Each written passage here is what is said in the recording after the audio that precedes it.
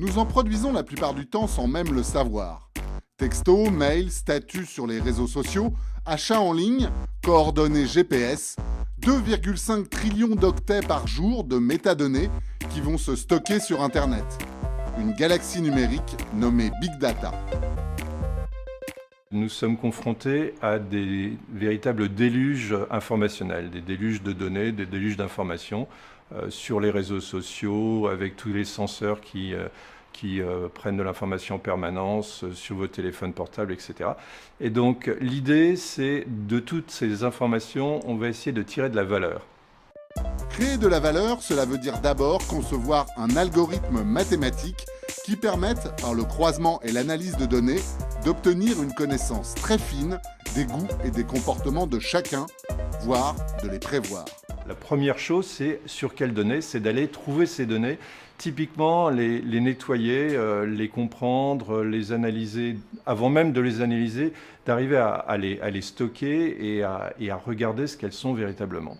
C'est en utilisant ce type d'outils que les équipes du candidat Obama ont pu identifier les électeurs indécis lors de la campagne de 2008. Mais le Big Data, c'est aussi la possibilité d'organiser des opérations de marketing ultra ciblées sur Internet ou sur les smartphones. Les opérateurs téléphoniques, comme SFR en France, proposent ainsi à leurs clients des promotions en cours en fonction de leur position géographique et de la proximité de telle ou telle enseigne. Aux USA, Walmart et Kohl's s'appuient sur le Big Data pour faire évoluer leurs prix et leurs approvisionnements en fonction des tailles, des couleurs, mais aussi de la météo, et ce, quasiment en temps réel. Au-delà de ces développements purement commerciaux, le Big Data est également une source de progrès et d'innovation, notamment dans le domaine de la santé.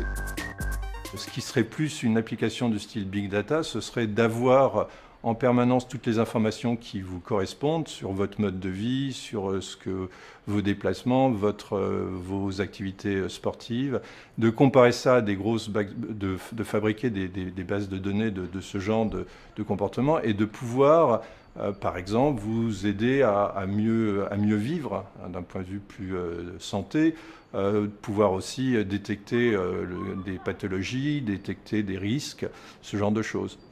On peut imaginer l'utilisation du Big Data, par exemple, pour être capable de détecter des crises sanitaires ou des crises écologiques.